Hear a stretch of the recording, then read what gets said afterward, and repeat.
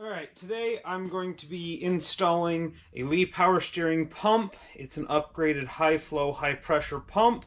This one has the Hydroboost extra return here. I'm going to be putting in a Battle-Born Brakes Hydroboost unit. It comes with everything else here. I'm also going to be using Lee power steering fluid. They say it's specialty designed to work with their fluid. Here's the Hydroboost. 2 high pressure hose lines, 1 return line. All of the fittings are here. Comes with some destructions and a whole bunch of AN fittings. Here's everything that it comes with.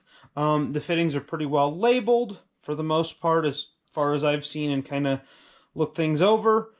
Got a couple different 16 mil O-ringed connections with AN on the other side. One of those goes in the Hydroboost. An 18 millimeter also goes in the Hydroboost. This blue fitting here, this one goes into your steering gearbox where your factory pressure line went into originally. And then I'm going to use one of these 90s coming off of the power steering pump in order to make my 90 and make everything nice and clean. The lines fit where they should. Alright, so I've got the 18 millimeter fitting here. I've got the 16 millimeter fitting here and here. And the way that I've got it planned to go is I'll have this AN fitting in the power steering gearbox, a 90-degree coupling. I will put one 90-degree fitting here, one 90-degree fitting here. I will use another 90 at the pump there, and one to the fitting there, about like so. They are 2 different lengths. One is 36 inches, one is 38 inches. I'm not sure which one will end up going where. More than likely the 38-inch one will end up going to the steering gearbox, but I will keep you updated as I go ahead and install everything.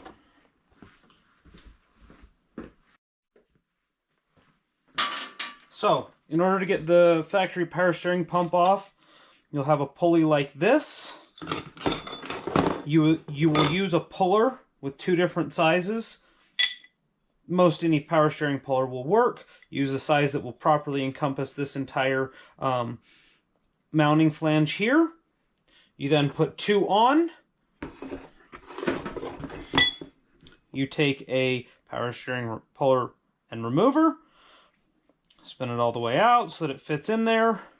You'll need to have some kind of a pushing adapter on the front of it. Push that into the front of it. It'll lock in. Then you use a collar to keep it all together. And you just hold this larger nut and spin this smaller nut with a wrench, and it'll eventually press it right off. You'll end up with a pulley like that, and then the 3 bolts that hold the power steering pulley to the bracket, and then 1 1/2-inch flare nut here. Sorry, 1/2 inches at the gearbox. This is a 15 millimeter, and you just hold this pressure relief nut so you can remove this, and then you can remove your power steering pump. You'll obviously spill fluid everywhere if you don't drain it first, which I did. To install this pulley, once you've installed the pump and torqued these bolts to the factory power steering bracket, you will install an adapter that's a stud that threads into your power steering pump that is threaded. You remove your pressing device from your power steering remover, and you thread this on. And then you slowly hold the small nut and tighten the big nut so that this large washer presses on your power steering pulley onto this shaft.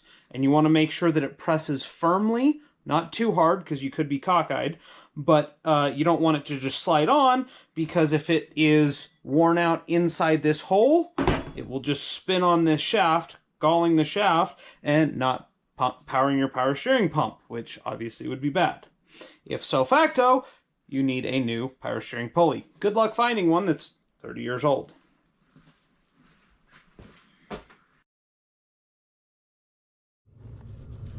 Alright, so I'm not going to be able to easily video this, but you disconnect this circlip right here that is on the brake master push rod, sorry, the brake booster push rod. You'll remove your brake switch here, and this turnbuckle will sit freely and move easily off of this brake pedal. Then you'll remove the 4 14mm nuts and remove your brake booster out. So there's the brake pedal switch.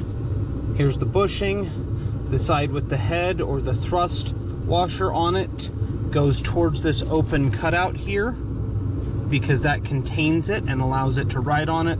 There's also another thrust washer that's white on the brake pedal, and there's your circlip. And I just took it off with a pair of pliers.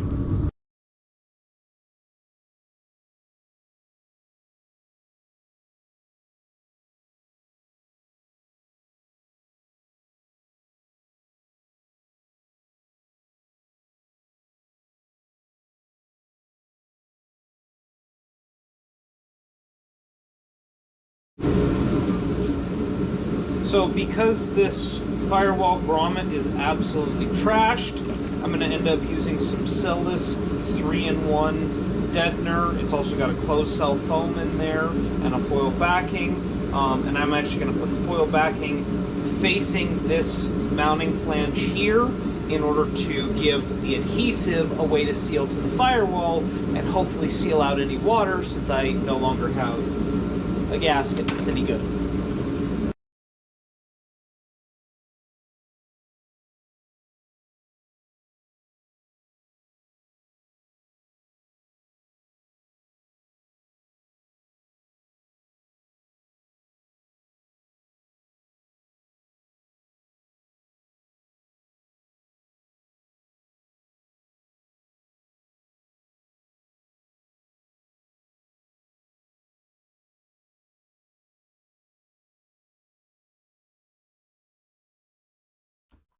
So if you look right here, this rod is threaded out. I'm going to measure that and duplicate that on the Battleborn brakes. Get the same amount of measurement there as my starting measurement. They recommend 0 to 50 thousandths of free play between this push rod and your master cylinder. So I figure the easiest way to start is to measure that, measure this, tighten the jam nut, and test it out.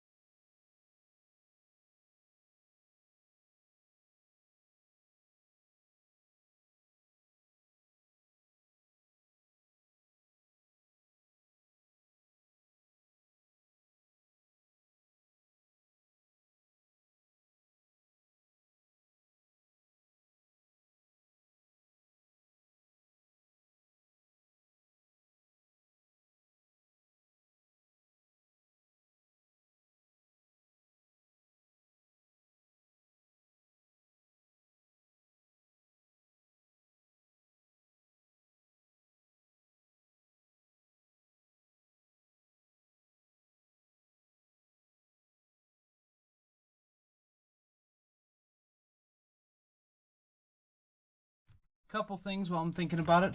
Well, I did put this nice seal in here of the sill-less 3-in-1 seal there. If my truck lived outside instead of in a garage, I would put a bead of RTV over top of it. I've found that the RTV basically builds a dam and helps funnel water away. Just as a preventative measure, I've done that a lot on other OBSs that have ECMs to prevent water intrusion from there, because it'll leak down the cowl and then come right down there and down over the PCM. So if my truck lived outside, I would do that. As you can see, I've got just slightly tinged red fluid in there. That is only residual from the steering gearbox, and I tried to suck as much of it out as I could. Since then, I've siphoned out this reservoir 3 times. And so I'm pretty confident that it's just red coloring now, because the Lee power steering pump specifically says they don't like ATF. So, but I've now got it bled and it seems to be working well. We've got no leaks. I just brake cleaned everything off from all my greasy fingerprints. It works well. We've gone lock to lock with it running several times. And because the pictures didn't have any showings of this, I also wanted to show down here at the steering gearbox. That's what it looks like. Also, I only used 1.5 quarts of power steering fluid, and I would have not even needed a full quart had I have, if you had used ATF, if you didn't have a Lee power steering pump, or if I could have gotten all the ATF out of the gearbox. I still had probably 1 inch left of fluid in there, so really doesn't take a lot of fluid either. Hopefully this answers some questions as to how I did it, why I routed the hoses the way I did, where the fittings go, anything and everything like that. You're welcome to comment. I'll answer any questions I can. But hopefully, if you're adding a Hydroboost to your OBS, this will clear some things up.